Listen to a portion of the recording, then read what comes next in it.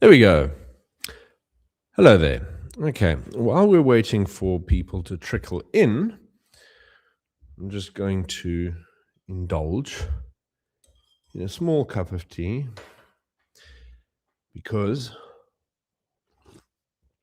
no, that's not a big cup of tea. I'm just a very small man. But today, the main issue that I was going to bring up is this little paper that was from the International Journal of Discrimination and the Law from 2024. Now, my big problem with this is that I couldn't get access to it. Not with Sci-Hub, not with any of the contacts of people I had near universities, because I've been away from university for a very long time. So I made contingency plans and I sort of scraped the internet for as much as I could get on the matter. And I found myself being reminded of something very, very interesting that I had completely forgotten.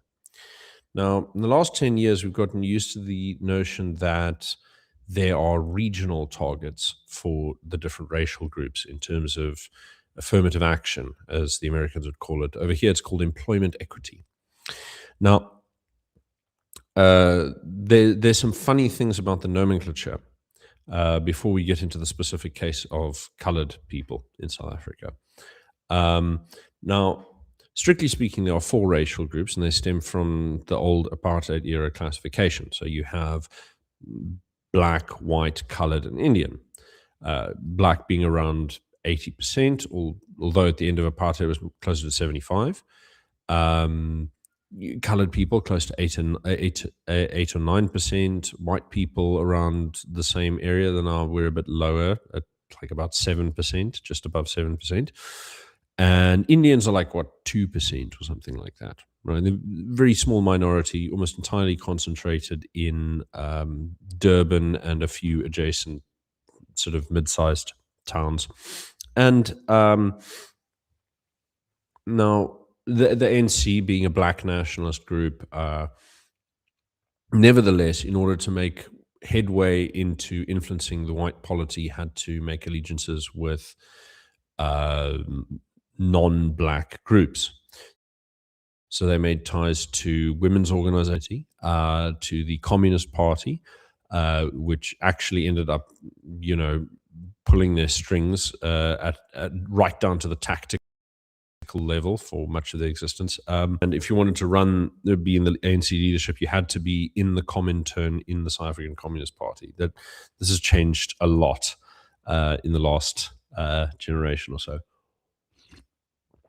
But at a certain point in the 50s, 60s, around there, you started getting involvement from the Indian Congress and various colored groups. And the colored groups are a very, very big feature in the UDF. Now, the UDF starts, what is it, in 83 or 84? Because it was formed in response to the new constitution formed in 83, which provided a tricameral legislature. And in this period, you had three different legislatures. So you had the Senate, and you had the main Parliament House, and then you had these other chambers for colored and Indian groups. Some of it was boycotted, some of it wasn't. And the main colored party at the time was the Labour Party. And one of the few politicians who really made it from those old days into the present era is a fellow called Peter Maree.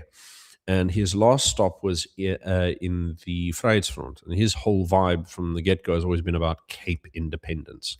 The man is in his 80s now. His son is the caucus leader in the Western Cape for the Vryheidsfront Plus. Peter Maree is kind of interesting because he switched parties a lot through his career. But he has been very consistent on one thing. He is the earliest person to call for Cape independence.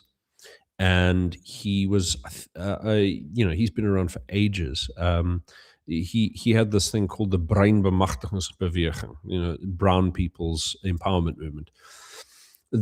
Didn't want to have anything to do with the ANC. And as everyone knows, during the 1990s, after apartheid fell, while a lot of people voted for the ANC, uh, colored voters voted for the National Party.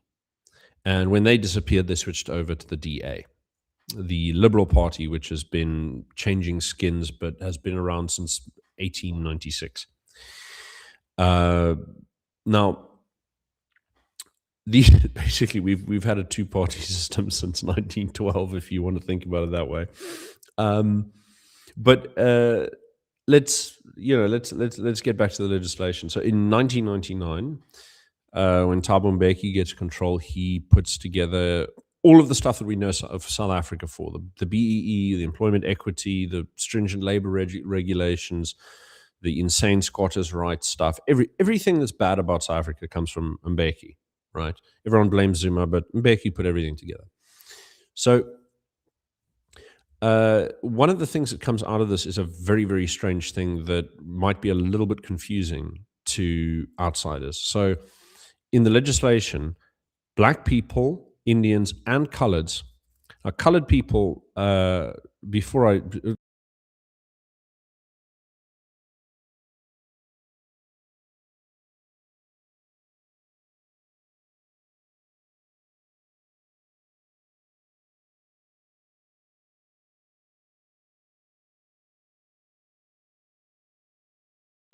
they're all referred to as black in a legal. It was a big trigger episode for Kissinger's renewed pressure on Forster to initiate reforms, which he finally started, and he joined the embargo against Rhodesia and so on. All this is ancient history. But Steve Biko had this idea that if you are not white, then you are, in a political sense, black. And he was trying to, he had this sort of very crude Hegelian sort of borrowing over here. And what you would say is like, okay, white power is the thesis, black power is the antithesis. And then, when the black man's in charge and dictating things and the white man is begging for crumbs from the table, then we can have some kind of more humane synthesis. But there were nuances to this where he sort of says, well, yeah, but it's Africans who are the most human of all human beings. And then coloreds and Indians have some of this human quality and they can kind of participate, but they really need to become fully African. So now this theory of political blackness, that is what is in the law when you're looking at employment equity, black economic empowerment, and so on.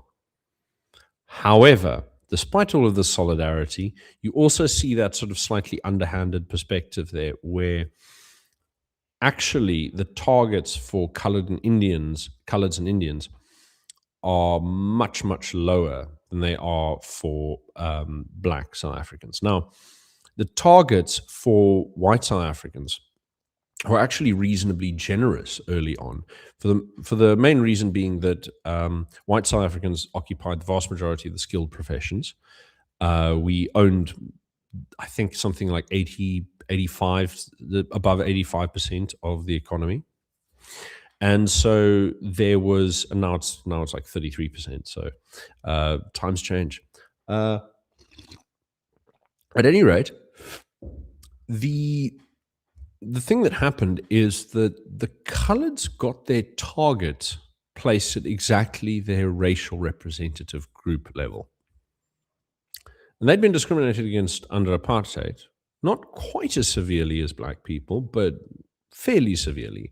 And this was introduced in the 50s. Now, the Cape, before then, the Cape Colony, did not have racial segregation, and in fact, allowed anyone to vote until the 1930s, allowed anyone to vote regardless of race, provided they met certain education and property criteria. And so, your first colored representatives appeared in the 19th century. And it was, I believe it was in 1936 that they had their votes stripped from them in order to reassure the Boer publics would become provinces, that no non-whites would be voting and influencing the political process, because they were scared that the Cape franchise would spread to their provinces. Anyway, I mean, there's some more nuances to that, but it's not worth getting into the weeds there. Now, in the 50s, now I was reading this book by A.J. Venter a while ago. Now, A.J. Venter wrote this big fat thing on the history of the colored people in the 1980s. And the interesting thing about this is he points out that there was a lot of voluntary inter-community development programs in the Cape up until the Group Areas Act was imposed by Pretoria. And just nearby me in Paarl, I think it's in what is now Paarl East, which is a big sprawling sort of coloured area. There were attempts by local farmers to put out plots of land for competent foremen and sort of farm labourers to basically hold their own land and produce their own farms. And this was just torn up, and they were all evicted, and it was all reversed after this law was passed. So, in a sense, you can see the problems with political centralization occurring very, very early on. And there's a sort of ecosystem in the Cape which had a life of its own and a trajectory of its own that was very, very severely interrupted by central power in South Africa. And until the 1980s, there was something called the Colored Labor Exclusion Zone. I believe that's the word, the term they're using. If not, it's something very similar. And one of the things that the main thing this meant is that you couldn't hire black people in certain areas, mainly the Western Cape, couldn't bring any new black workers in. So there were historical black communities in the Western Cape that were brought in, like, I think it was the first time they appear on the census is in, I think it's 1817. I can't. It's in the 18 teens, because I had a look at the census a while ago. They were brought in as laborers, and then there's refugees from the Zulu unification wars, which is what I prefer that term to the Mfikane, not because there wasn't violence there, but just because, well, technically that's what was occurring. It's the War of Zulu national unification. So, at any rate, I'm getting distracted. You had this period right up until 1985 when P.W. Botha stopped enforcing the Group Areas Act. For the most part, it's not that it was never enforced, but there was an instruction sent out on the departments. This is no longer a priority. You don't have to think about it. And you ask some of the old people who've been around for some time in this part of the world, and they'll say, and I did some actual on the ground research in Clan William on this as well, not only in my own area. But what happened is in 1985, you immediately get temporary employment services going out into the Eastern Cape and bringing in truckloads of laborers to work the farms. The general sort of impression was that, colored laborers are too alcohol dependent, too lazy, too unreliable. But gradually, another problem introduced itself, which is informal settlements. And so these are very, very rapidly starting to swallow up the Western Cape towns in the last decade or so. But it's part of that process that started in 1985 when the labor exclusion zone was ended. Now, what was the main other thing that was happening in the 1980s? The UDF, the United Democratic Front. Now, this was part of the ANC's attempt to push into the non-black part of South Africa, into the non-black part of South African society. Now, if you read casual history, there's a lot of big numbers sort of tossed about that they had something like 300,000 members. But Jeremy Seekings did a fantastic history book, which you should get your hands on. It's the only serious history of the UDF. Everything else is fluff and wank, for the most part. And he found out by interviewing people in detail that actually the way that they'd count their members is they'd get the same people to form several different local groups, and then they would count each group's membership so that you duplicate the membership over and over and over again. So the UDF had likely got much less than 100,000 members nationwide. But in certain areas, particularly in the big cities, they had a lot of impact, and they could magnify their numbers and claim to be a much more representative group. And they were sort of the respectable face of the ANC. So while the ANC was, killing children and, renditioning refugees and torturing dissidents and burning down towns. And Mondli Macanio is head of the Black Star Publishing Group that owns. What paper do they own? Do they own the Sowetan? And I'm not up to date on who owns what media house. There was an interview in Anthea Jeffrey's book with him where he boasted it was the greatest time of his life, burning people's villages down and watching them flee. So it's like this is the kind of thing that the ANC were busy doing. And meanwhile, you had this sort of like very cuddly NGO. So in the black part of society, you had this horrendous sort of carpet of violence everywhere through society. More than 20,000 people murdered in a campaign that was begun by the ANC to eliminate rival black liberation groups, including Steve Biko's, um, Black People's Convention and ASAPO, as it later became, Azanian People's Organization. They got up to their own terrorism, so let's not. But here's the thing: right up until like the 90s, the only black group who had the balls to take on any white people in acts of terror or violence in a meaningful way was actually ASAPO. The ANC almost exclusively concerned themselves with killing other black people. But that's by the by. UDF, very big. One of the biggest leaders of this group was the colored leader Alan Busak. Now, Alan Busak was the ANC's lead candidate for the Western Cape for a while. And in the mid 2000s, I think it was in 2006, he decided, because he was a pastor, so he had these big community ties, lots of community organization. He comes out and he says, "No, we can't do this. This BEE stuff, all of this. This is racial discrimination. We didn't fight this struggle to to just do a different form of racial discrimination. We wanted to end racial discrimination. This is unacceptable." Now, being 3 years late to the party suggests that he might have been more okay with it if colored people got a slightly bigger slice of the pie. But, fair play to him. Such is life. But for criticizing the ANC's party, they pulled out a dossier of all the dirt on his private life. And he's having affairs and all kinds of stuff. And remember, society at the time was still very conservative, and this stuff was still very taboo, and it horrendously tore his life apart. I mean, nowadays you've got, for example, the former leader of the DA, Musi Maimane, famous for his affairs and things, but there's no real scandal about it. No one cares, John Steenhuisen, former leader of the DA, another former leader of the DA, he snaked the wife of the sort of main powerhouse of Action South Africa, Michael Beaumont, a former colleague, and that was a minor news story, right? And I mean, people bring it up because they think it's funny. I mean, sure, but there's no moral scandal anymore. But at the time, 20 years ago, it still was. So they ruined his personal life, which, I mean, look, again, if you're playing silly buggers like that, you kind of deserve what's coming to you. But point is, from a political perspective, that's a stab in the back. Now,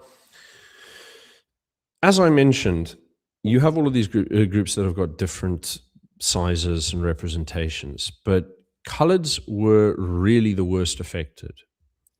Because Indians are such a tiny minority of the society, and they have they slip into very small interstices of various groups and various companies. They benefit from BEE categories that are less strict on the specific racial groupings. But employment equity, because they're so tiny, they're barely affected, right? No one really pays too much attention to their representation. Sometimes in Durban and in KZN, but for the country as a whole, not so much. For colored, it's a big, big deal. For more than 16 years, colored people who were more than half of the population in the Western Cape, the majority here in this province, had their employment equity positions capped at 9%. And there are ways around this, and there are ways of sort of getting exemptions and so on. It's a fiddly process, and you can get it done, but it is sort of precarious. The the thing about the Western Cape is that there was a general attitude amongst the ANC that there are too many colored people in the Western Cape. And you had in 2011, let me just check what the guy's name is. I think it's Jimmy Munye. I must just be sure because I've got my notes here. After staring at that black lobby for Restream, going and opening a Word document is like staring into the sun. Yes, it is Jimmy Munye. So he said like coloreds are over concentrated in the Western Cape and they must spread out for the equity targets. I mean, what an extraordinary thing to say. I mean, the part of the world that's been exclusively there since time immemorial, yeah, just leave because you're screwing up my statistical matrix. The trouble is, again, as I've said, colored people overwhelmingly voted for the Nationalist Party and the Democratic Alliance. And now you've got colored identity parties like Patricia DeLille's Independent Democrats in the late 2000s. They merged with the DA and then unmerged and everything. They're now the Good Party. So you've got the Good Party, the Cape Colored Congress, now the National Colored Congress, and the Patriotic Alliance. And you've got these colored identity parties. And at a local level, colored people have a tendency to vote for what are generally referred to as localist parties. So you'll get Plaaslike Besorgde Inwoners, the Local Concerned Citizens Party, or Cedarburg First, or whatever. It was like very municipal parties. So there's a sort of different attitude there, and they're a very sort of divided group because they're part Muslim, part Christian, part English, part Afrikaans. Some are more black leaning, some are more white leaning, right? And there's also that layer of Cape Malay in there who they come from non-slave populations for the most part. And they've been a minority of the colored population for as long as anyone cared to record them. And there's still some minor resentments because they tend to be higher class than ordinary coloreds. And there's all of these funny terms like they'll refer to people who are as being khams if they're from a certain perspective, or they'll refer to the Muslims as the slums, or things like this, where you've got these internal divisions which sometimes get papered over, sometimes come out, and so there's a lack of unity and there's a high degree of individualism and state dependency, that sort of mass society condition that you get in a lot of places with state-dependent minorities. Now, the effect of welfare has been absolutely awful because it's increased unemployment. It's broken the family unit because people no longer rely on each other for income. In a nuclear family, now they rely on the state for income, so it becomes female dependent. And so people live off their mothers' or their grandmother's allowances and so on and so forth. You get lots of absentee fathers and so on. It's a big problem. But the lack of access to jobs is a very, very big deal. And it's direct state-sanctioned discrimination. The other thing that's also affected them very poorly is in the unions. So you can take pretty much any big union that you care to name, whether it's Satawu or whether it's what's that other one, the National Union of Mine Workers, NUMSA. So NUMSA or whatever. Colored representatives cannot get beyond the provincial level, and they will still not be promoted to even provincial leadership most of the time. And so you have this sort of top layer, which is exclusively black in the big unions, and coloreds are kept at a very static level. Although the job insecurity that's created, the dependency on the salaries that you get within the union structure, means that few people are willing to take the leap to start their own unions. And it's also incredibly difficult to get a new union registered. It's much easier to take over an existing union than it is to start a new one. So there are a lot of these barriers to organization, although oddly enough, the main representative party for coloreds under the tricameral parliament system, the Labour Party, has sort of started resurfacing in Atlantis, which I think is fascinating in its own way. But I don't know if they'll get anywhere, but it's just an interesting feature. Nice little historical echo. Man, this tea's getting cold. Anyway, so now over time, you got the quotas got tightened and tightened and tightened, not just for coloreds but whites and Indians. And then in 2016, Solidarity, representing, I believe it was prison wardens. Let me just check. Blum blum blum blum blum blum blum. Here we go. Solidarity versus Department of Correctional Services. Yes, the Constitutional Court rules that employment equity plans must take into account regional and provincial demographics.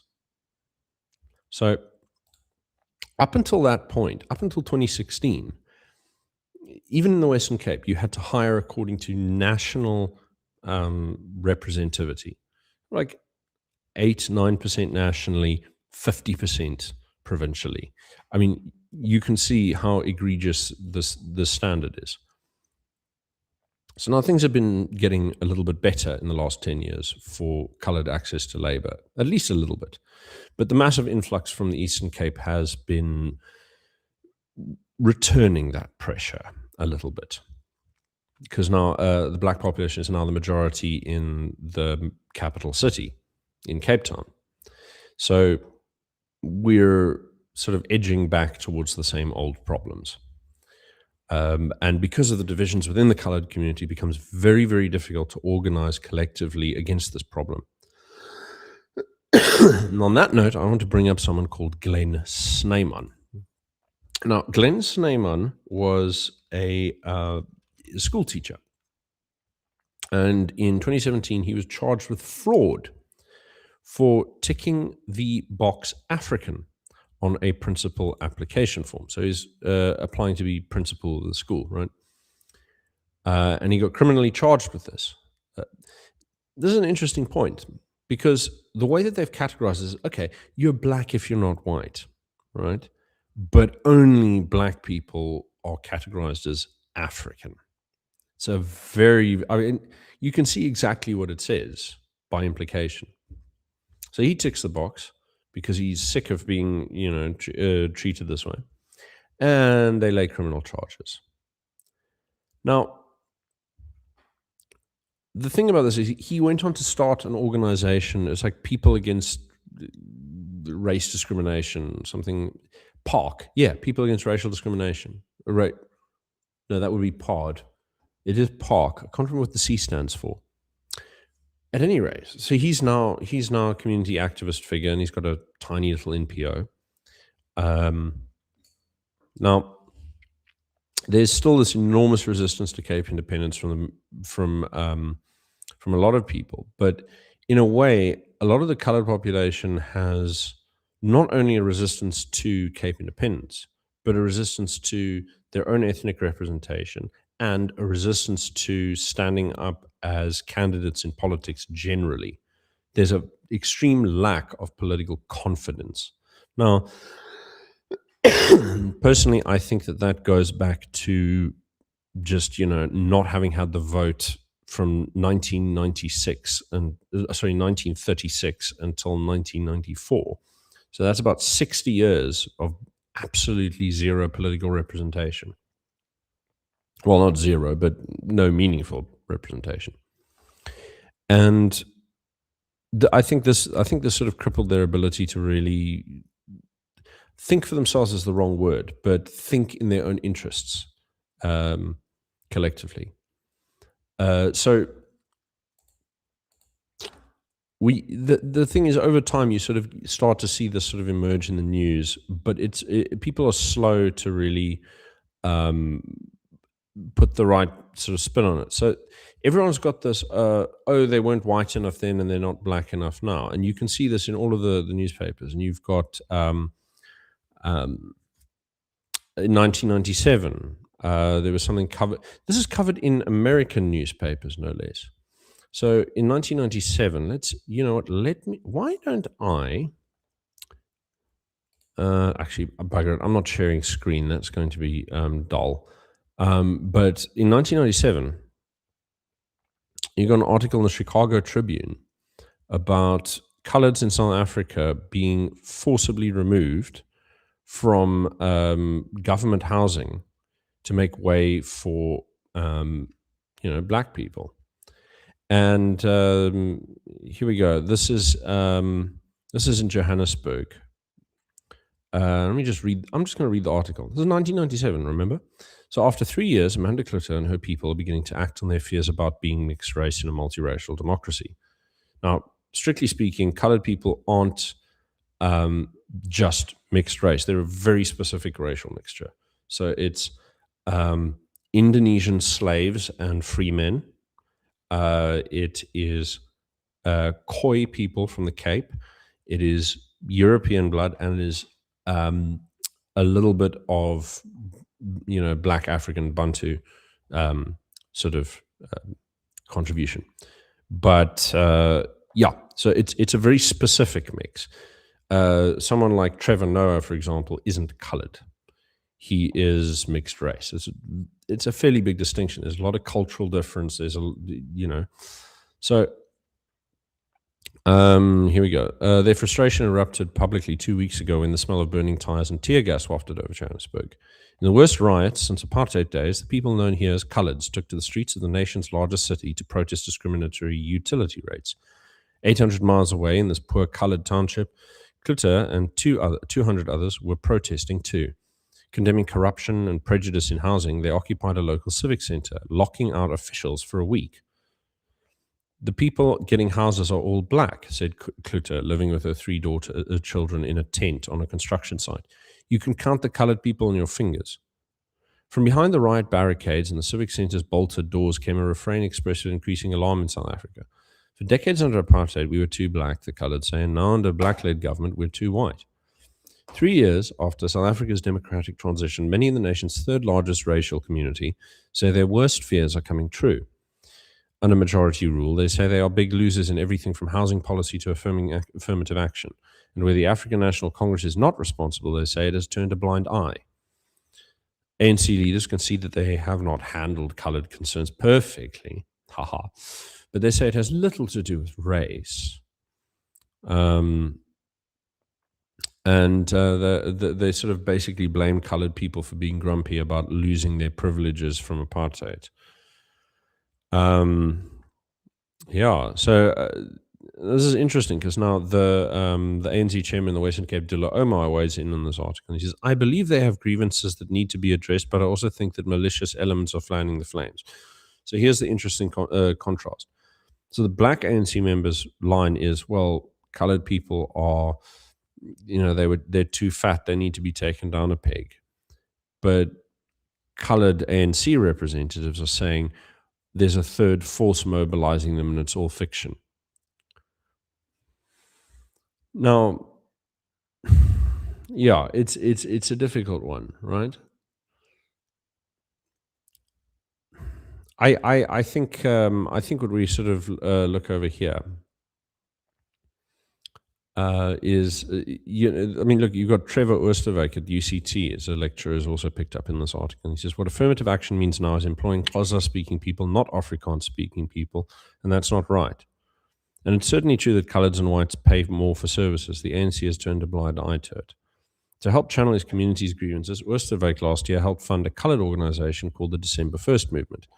The date comes from the date in 1834 when slavery was banned from the Cape Colony. I think it's actually 1833. But, who knows? This is an American paper. They could be, they're allowed to make little errors. Here we go.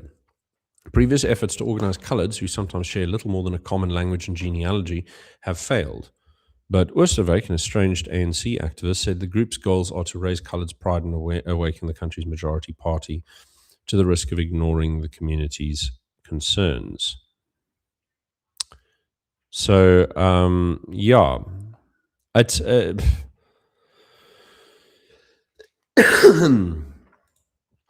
it's not uncommon for this to happen, but that you can see it immediately emerging in the 90s. And remember, 97 is before the Employment Equity Act was passed. So you can already see informal application of what would soon become law.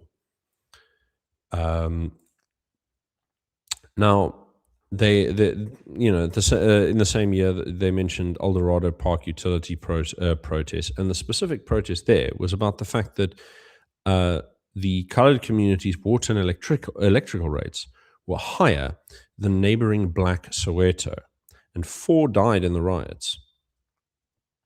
So let me just bring that up. Oh, bloody hell! Hold on. Where are we going? Oh, go away. Go away. I have to do this thing where. There we go. So I have to. It's in Spanish, I'm afraid. So I forgot to put up a translation. Let me go to Google Translate. If I had all the time in the world, I could force myself to understand what is going on, but I'm not going to do that. Spanish to English. Thank you. Residents of predominantly multiracial neighborhoods on the outskirts of Johannesburg took to the streets, blah, blah, blah. Now, let's see. Do they mention actual numbers? No. Anyway, but but here's the thing. We all know nowadays that in Soweto, they've gotten a lot of passes on not paying their electrical bills. There's become an enormous problem for Eskom debts in the city of Johannesburg, because due to the fact that this was highly contested ground between, the Becoists and the Charterists, Charterists being ANC, this is a very important area to establish patronage and contacts and so on. And so, yeah, the very, very deep tentacles for the ANC in that area, and some of the wealthiest black people in the country have come up out of Soweto. So, yeah. It's very, very obvious that it's unsurprising that would be a township that would be that would spark that kind of protest. Now, where are we going? I'm not going to go for that. Sorry, I'm skipping some of the examples because I think I was exhaustive here. Now, I hope you'll excuse my sort of somewhat lack of preparedness over here and this lack of fluency here, because the article that I wanted to review, I poked a lot of my contacts trying to get access to it, but it's not available on Sci-Hub, so I had to go and try and find someone at a university, and I don't know anyone studying at a university anymore. It's been too long, so I had to assemble my own little collection of things. Now, you have a lot of complaints.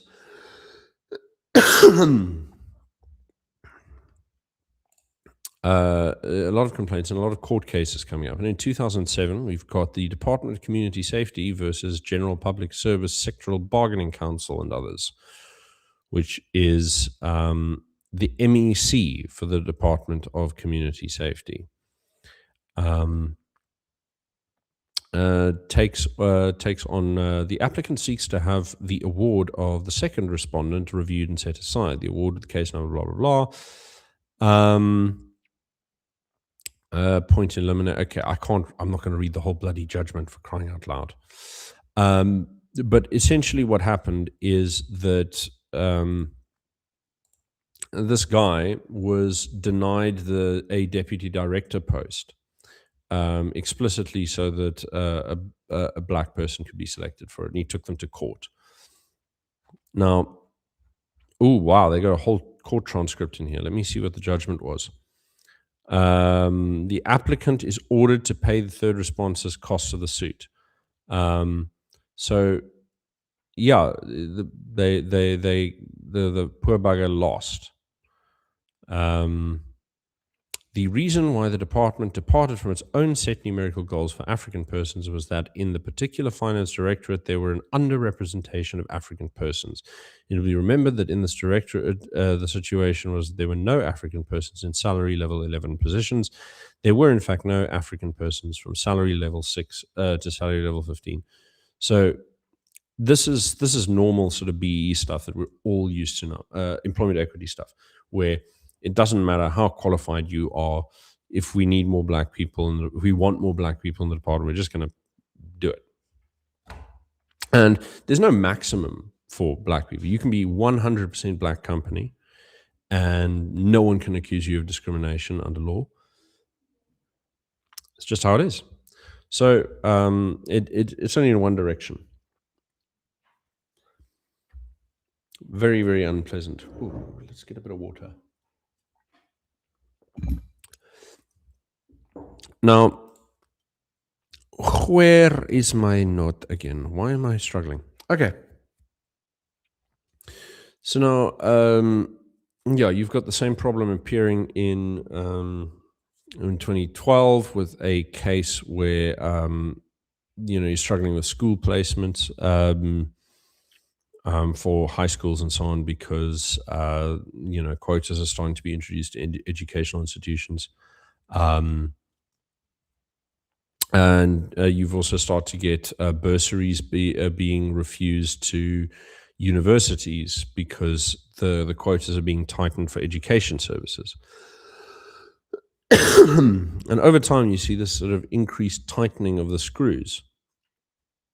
Lots of bursaries have this problem where they're looking for black people, not minorities, over and over and over again. And yet somehow there's this persistent problem amongst, I find this very fascinating, where, colored people, when you're talking about Cape Independence, for example, now this should be a no-brainer if you're living in a country like this. You've got a large number of them who really, really like this idea. But you've also got a very, very large minority. And it's like, I think it swings about like 45, 55. It's not, it's kind of close. You got a large proportion who have the resentment for the white population outweighs their desire to express their self-interest as a majority population group. And so they will side with these laws and these regulations and defend the status quo, even if they don't vote ANC. They will defend the status quo and national unity and all of this because it's much more important to make sure that, YT doesn't get a win. And, sure, fair enough. I understand where that comes from, but it also strikes me as highly counterproductive. Not saying that Cape Independence is necessarily going to happen or anything. I mean, the window is getting pretty narrow right now. So I'm not going to be too gung-ho about it until the 29 elections, if such an opportunity presents itself. But just on the pure logic of the situation, it's a very, very interesting pattern of divided loyalties within the community.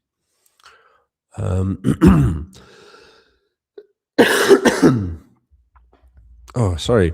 I quit smoking like 2 months ago or something like that, and I've had a persistent nasty cough ever since. Yeah, I don't know what to say about that. So yeah, I don't know. Sorry, I'm scrolling through here because I've actually covered a lot of this at the head of it. So like the Constitutional Court ruling with Solidarity versus Corrective Services. Glenn Snyman charged with fraud for ticking African on a job application form. And there's an interesting thing over here with South African Human Rights Council, which is like judicial advisory body. I don't know how to really sort of categorize them for foreigners. There's like a bit of the Constitution which has these assembles these watchdog organizations, and so they've got to monitor for violations and so on. And this is kind of putting a big start for Fadil Adams's career. Now, Fadil Adams started the Cape Coloured Congress, now the National Coloured Congress. They're a small coloured nationalist party in the parliament seat. In the parliament, I don't think they've got 1 or 2 seats. I think they've got at least 1 seat. But now the SAHRC, right? They found that there was discrimination against colored applicants at the Labor Department's offices in Mitchell's Plain. And they said it constitutes a human right violation, must be further investigated by the National Office, right? So the commission conducted an investigation, and the complaint was laid by Fardeel Adams when he was running an organization called Gatful Capetonians.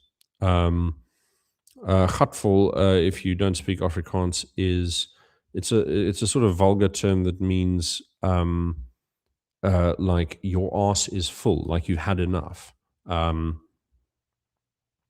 Anyway, so Fardeel Adams, according to him, there were over 1,000 colored applicants to a job, candidates for the job from the community who applied for a group of 46 posts, and not one of them was considered or shortlisted. So yeah, it's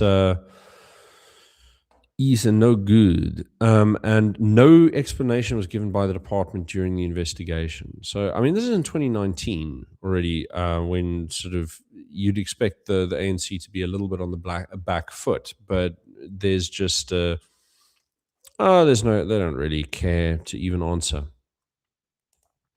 So, and this goes on and on and on, where you have this, and Fardeel Adams is, for me, one of the most emblematic examples of this, because he's very big on anti-minority discrimination in South Africa. It was one of his big complaints. And he used to stand for Cape independence. It was part of the manifesto for the party up until they rebranded as the NCC. And that happened because he absorbed a number of ANC defectors, colored ANC defectors. And when that happened, there was a lot of chaos, and I don't really know all of the inside gripes. But one of the things that they dropped from their manifesto as a result was Cape independence. So and so a lot of the complaints from that part of the world was more that the Cape independence movement is too white, and it is too white. But it's sort of like, well, if you don't want it to be too white, just stand up. It's not like the community, the movement could ever ignore colored voices, because being the majority and a vital ingredient to the movement, it's like you've got far too much clout, and they just don't realize it. They don't realize that if they show up, they're going to have to at least be listened to, by the simple fact of just being the most essential element of Cape society, and being the ethnic majority. Now, I mean, one of the things that happens since 2016 as a result of that solidarity case is now you've got these provincial targets. And that was great for a while, because that relaxed pressure a lot in a number of provinces. But what happened up until the last few years, what's been happening is that the equity plans, and there's legal challenges against Nelson Mandela Bay for this, for example. The equity plans keep adjusting the quotas for the minorities down. And there was a big challenge to propose policies in 2023, where some provinces set the target for colored to 0 and Indians to 0, like absolute mandatory up to upper ceilings. You are not allowed to be employed in these provinces. And of course, this gets challenged, and they have to retract these positions. But it's an absolutely extraordinarily ballsy move, because I mean, they're just like rounding off the representation in those provinces, and the result is that now they've banned anyone of those races from being employed there. And the law didn't pass; it gets challenged and so on. But this is kind of what you get from the most moderate black party in the country now, which is the ANC. They are the most moderate. The alternatives are like MK and EFF. Most moderate black nationalist party. The IFP, which is a Zulu nationalist party, does not have this approach. They're much more sort of relaxed about race relations, and indeed much less socialist for that matter. Their leadership is mostly composed of Zulu aristocrats, and I mean that, and Zulu nobility, which is probably the right term. And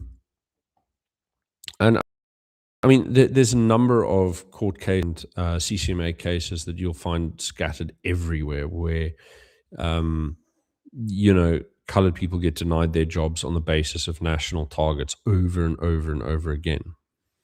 Um, and you get senior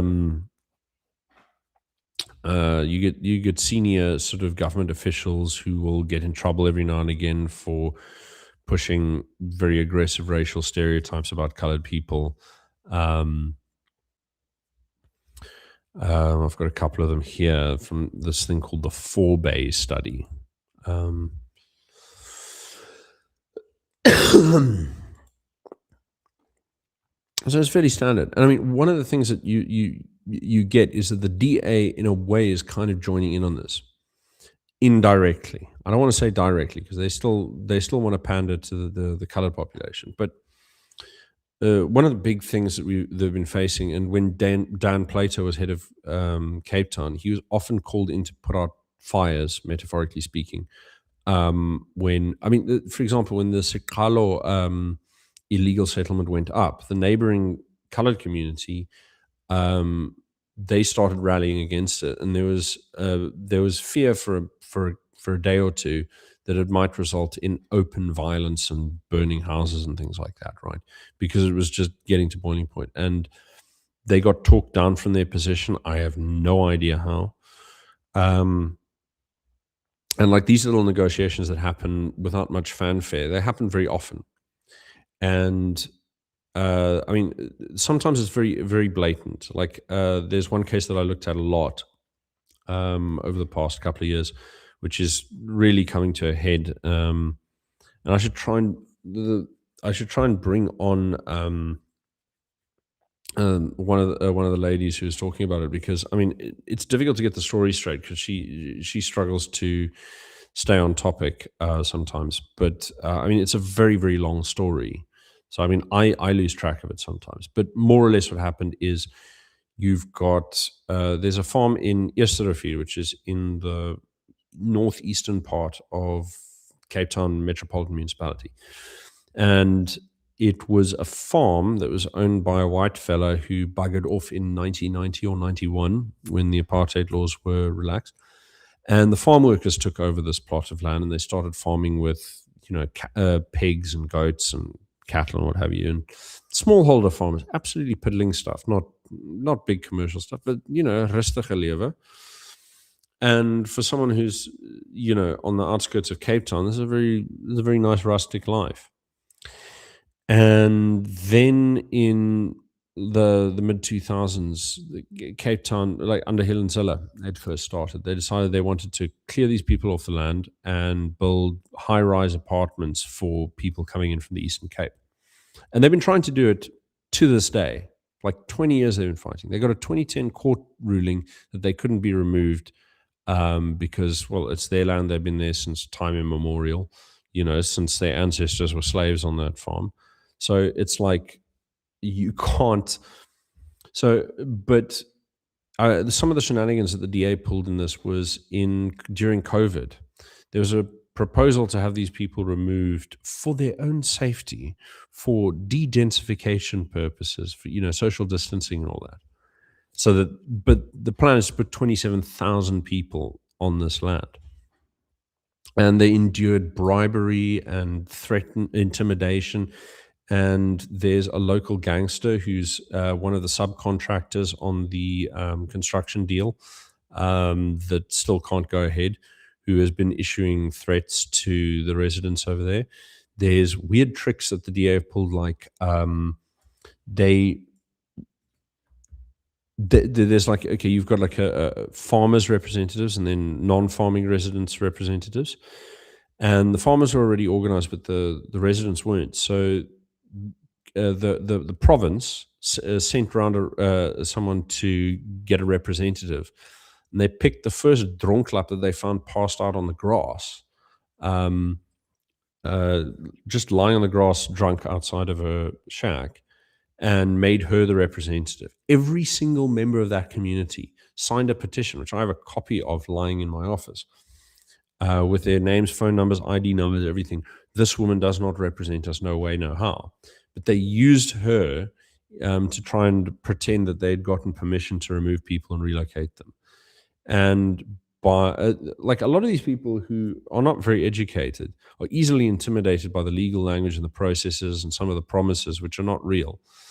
Um, and one of the big people that they will accuse of harassing them is a fellow called Trevor Lodewijk, who, funnily enough, is I believe, is head of security at UCT now. A weird, weird world. But anyhow,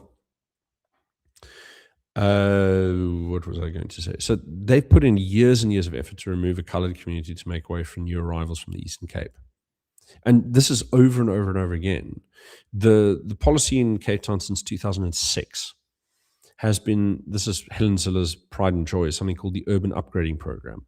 And what it basically is if somebody invades land, hand them title deeds and hand them free utilities connections, because then they'll feel like they're part of the community and they'll have capital and a sense of ownership and they'll develop their community and there won't be so much violence.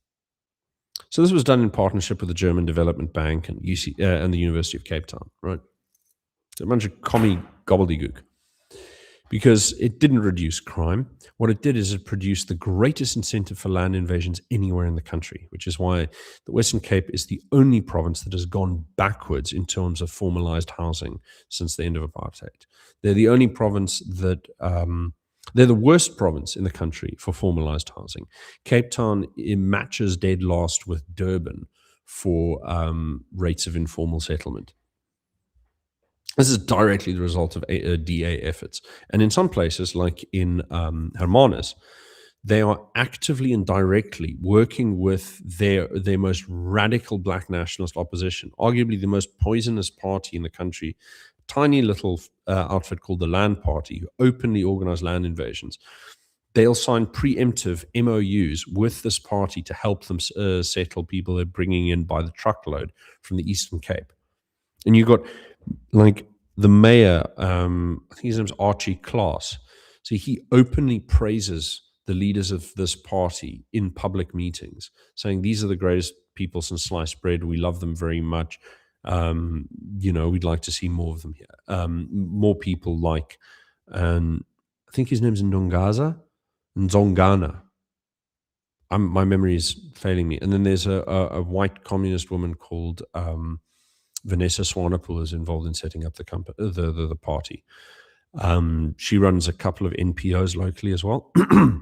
So you've got different fora through which to push these, transformation projects.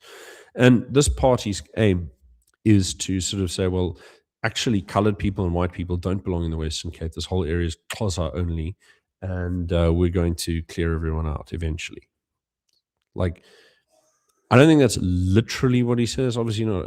Obviously, a characterization or a quote, which I have to say in case there's any legal whatever. Although I doubt it. I mean, the man's very, very bold about how he states things.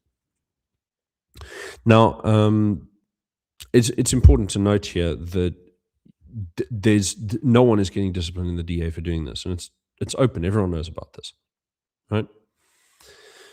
So, I mean, if you're colored in South Africa, you got the short end of the stick everywhere. But there's a very great reluctance to play Machiavellian power politics because of that distrust from years of not having proper representation, and because of the resentment for what white supremacy had sort of deprived them of, namely a very delicate progressive role in Cape society. And I think that to me it's a particularly noxious sort of what am I call it? Did I start an hour early? I started an hour early. My goodness, did I really put the kids to bed that soon? I thought I just noticed the time. I thought I'd started on time, but I started an hour early. That explains why the view count is lower than last time. But yeah, no, I mean, for anyone trickling in, I have to apologize very profusely. I got my kids to bed at 7:30, like dead and away.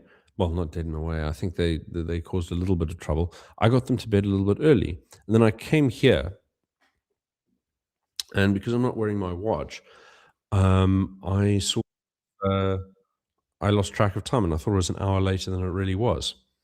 So you're probably going to have to go back an hour and listen to all of this. But for a quick recap, for those of you who are not there, basically what happens is uh, colored people had access to the vote, provided they had enough property and education, until 1936, when the Nationalist Party took it away from them. And then you have attempts to sort of uplift and work between communities here in the Cape until about 1950s, when the Group Areas Act sort of destroyed that. And then you get sort of them being absorbed into the ANC and being given a nominal seat at the table, and then used as a Trojan horse. Oh, that's a bad phrase considering something else. I'll try and mention quickly. Used as a Trojan horse to sort of infiltrate the civic society and minority society, while the armed campaign was happening elsewhere. And then in 85, the Group Areas Act stops being enforced, and you get massive influx of cheap labor from the Eastern Cape into the Western Cape, where previously it was in a colored exclusive labor area. And then the ANC starts immediately once they get into power, they start privileging their own people instead of the colored people. So you get riots over access to housing, over differential pricing in utilities, over different access to jobs. The quotas, the racial quotas, were capped at the national representative level, which means that if you live in a city where you're like, let's say, 20% of the population, you're going to suffer, like in Johannesburg. Or if you live in the Western Cape, where you're the absolute majority, you're going to suffer because all these jobs have now got to go to black people. And there were a lot of little workarounds that people made to try and say, listen, we just can't find enough black people to fill these positions. Until 2016, when the solidariteit, the Afrikaner sort of nationalist movement, and what's it called, and labor union, got behind colored people and sued the government for violation of their rights due to the fact that the quotas were not representative in the province. And so they gave an enormous reprieve from 2016 till the present to, colored people trying to work here. And we've had people who've been taken to court for fraud for trying to tick a box that said African, because only black people are considered African under the law, whereas everyone else is considered some kind of variety of interloper. And we're now in a position where some of the challenges that are being made, the provincial quotas that were handed out in 2021, some of them were at zero. So you had the proposed regulations, which were eventually scrapped because they were unconstitutional, had effectively banned coloreds and Indians from a number of provinces, namely Limpopo and Mpumalanga and so on. So we're looking at a very odd situation where colored people have basically haven't gotten a fair shake at any stage for a very long time. And despite the opportunity to basically take over the Cape independence movement, the door's been wide open since the beginning. There's been enormous reluctance and lack of confidence. Now, part of the reason is that when colored leaders get into the political arena, the temptation to seek representation at a higher national level starts to override the loyalty to their own people in the key province that serves as the sort of native homeland of people of mainly Khoi descent. Same goes for the Northern Cape, which is predominantly ANC voting. Colored people over there vote ANC predominantly. For reasons that I cannot glean, I'm not sure why the Northern Cape and the Western Cape vote so differently. I'm sure there's research on it, which I should get into at some point, but I simply haven't had the time or the inclination until now. but they do vote very differently, and they have gotten the short end of the stick quite egregiously. I mean, Kimberley, which was, I mean, they always had a significant plurality of black people, has now become very, very solidly majority black. The Northern Cape sort of dealing with their own sort of transformation and demographic change problems. Now, as things stand, colored people will become minority in the Western Cape within the decade. And